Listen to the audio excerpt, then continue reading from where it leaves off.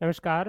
2025 के साहित्य अकादमी पुरस्कारों का अनुमोदन हो चुका है और राजस्थानी भाषा सहित देश की 24 भारतीय भाषाओं के लिए जो ये पुरस्कार है वो केंद्रीय साहित्य अकादमी ने अनुमोदित किए और आने वाली 31 मार्च 2026 को ये पुरस्कार है वो एक समारोह में वितरित किए जाएंगे। तो आज के इस सेशन में हम चर्चा करेंगे कि राजस्थानी भाषा के लिए जो ये पुरस्कार प्रदान किया है इसके बारे में, साथ ही साथ केंद्रीय साहित्य अकादमी के द्वारा अन्य कैटेगरी में भी कुछ पुरस्कार दिए जाते हैं, जैसे युवा साहित्य अकादमी पुरस्कार, बाल साहित्य पुरस्कार, इसके अलावा अनुवाद के लिए भी पुरस्कार दिए जाते हैं। तो ये जो राजस्थानी भाषा के लिए 2025 के वर्ष में किन किन व्यक्तियों को किस कृति के लिए कौन सा पुरस्कार है वो मिला है, ये चर्चा करेंगे। साथ ही साथ इससे पहले भी राजस्थानी जो भाषा के लिए बहुत सारे जो 1974 से साहित्य अकादमी पुरस्कार राजस्थानी भाषा को है वो आपके मिलने प्रारंभ हुए हैं।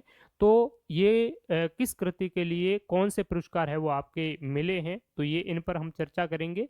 ये हमारे दो तरीके से महत्वपूर्ण है एग्जाम पॉइंट ऑफ व्यू से अगर हम बात करें तो पहली दृष्टि तो है कि करंट अफेयर्स के प्रोस्पेक्टिव से आगामी साल भर में इन कृतियों से संबंधित, इस पुरस्कार से संबंधित आपके सवाल करंट अफेयर्स के प्रोस्पेक्टिव से परीक्षा में पूछे जाएंगे।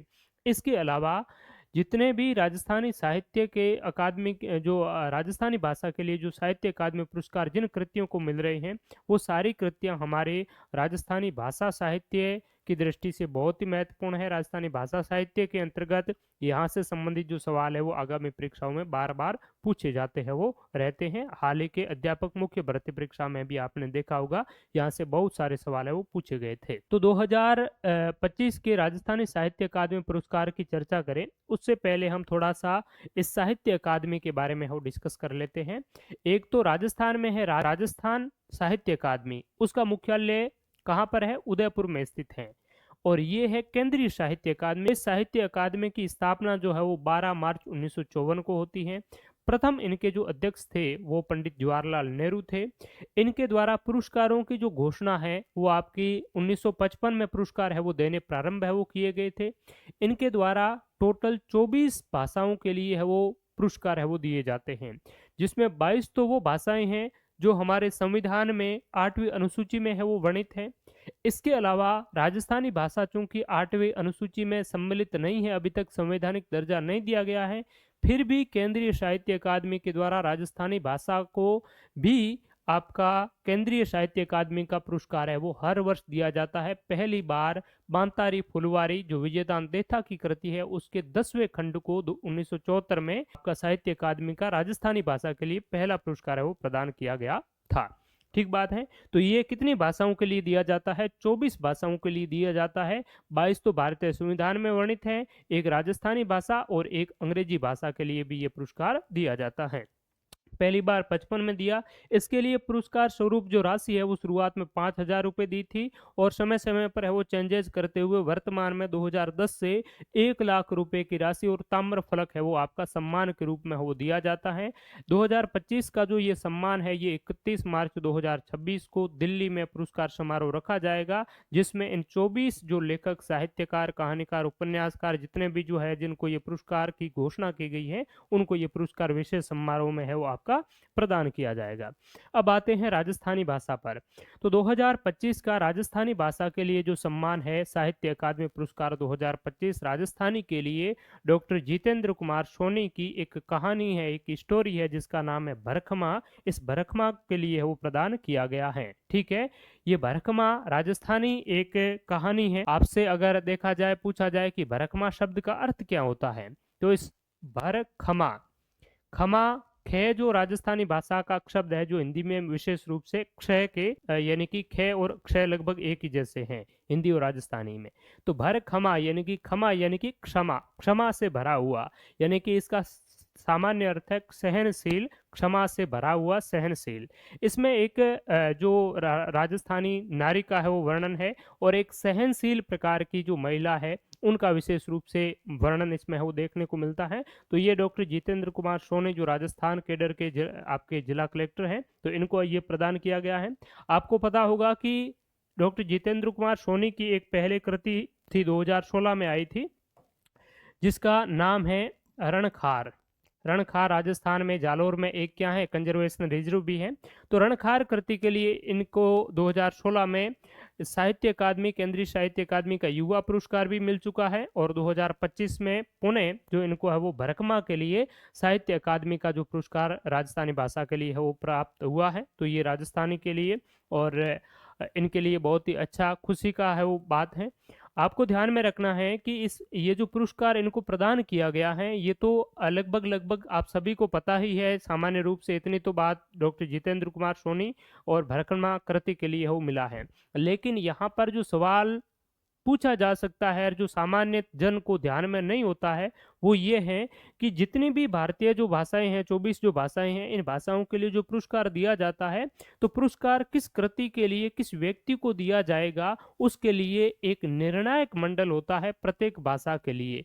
चूंकि राजस्थान विशेष के संदर्भ में हम चर्चा कर रहे हैं तो राजस्थानी के लिए आपको ध्यान में रखना है जो जितेंद्र सोनी की भरकमा पुस्तक को जो ये पुरस्कार देने की जो आपका अनुमोदन फाइनल हुआ है तो इसके लिए एक निर्णायक मंडल था। उसमें कौन कौन सदस्य थे? तो इस निर्णायक मंडल में, राजस्थानी भाषा के निर्णायक मंडल में जो सदस्यों की बात करें तो 3 सदस्य थे, आपको अच्छे से ध्यान में रखना है।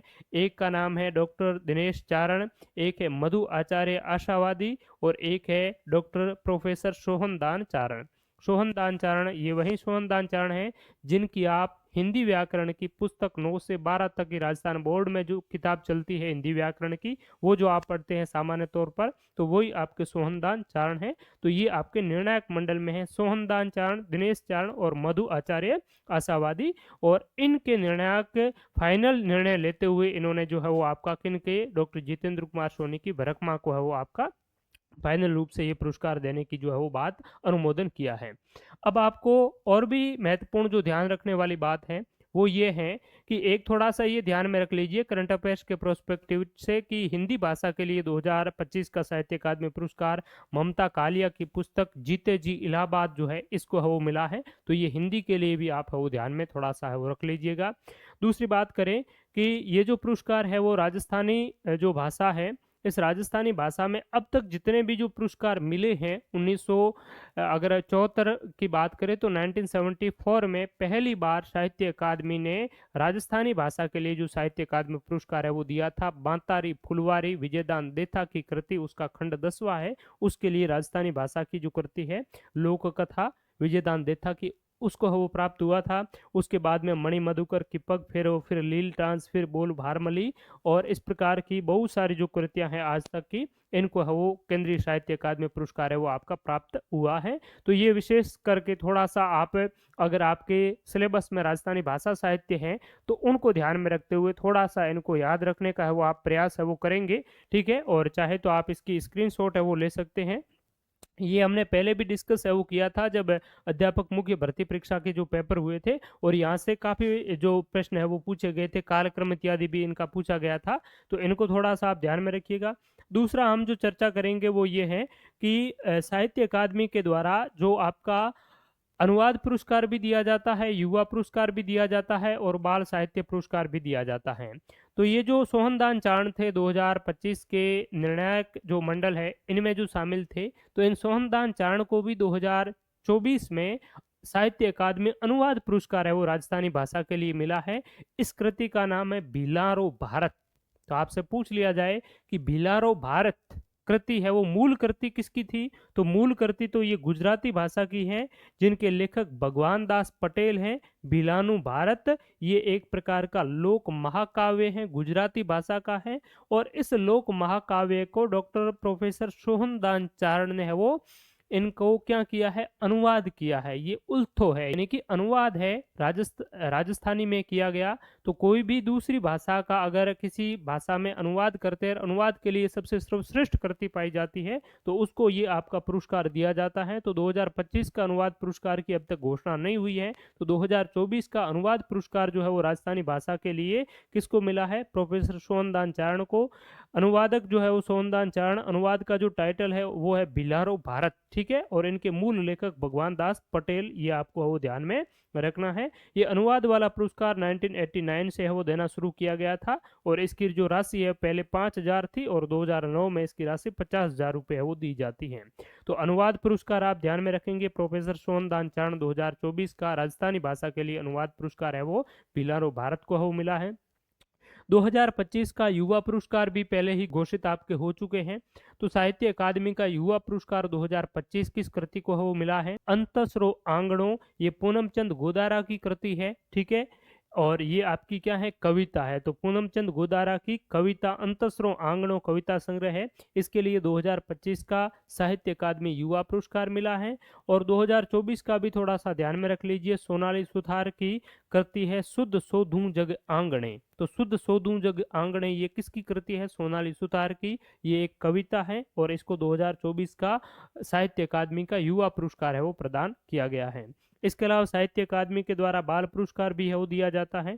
तो साहित्य अकादमी के अगर हम बाल पुरस्कार की बात करें तो 2025 का साहित्य अकादमी का बाल पुरस्कार भोगीलाल पाटीदार को मिला है। इनकी नाटक है, इनका नाम है पंखेरुवानी पीड़ा। पंखेरु यानी कि जो पक्षी हैं उनकी क्या पीड़ाएं हैं, तो इस पर लिखी गई एक प्रकार की नाटक है पंखेरुवानी पीड़ा। इनके लिए बाल पुरस्कार है वो प्राप्त हुआ है। और बाल जो पुरस्कार है वो साहित्य अकादमी के द्वारा 2010 से देना है वो आपका शुरू हुआ है।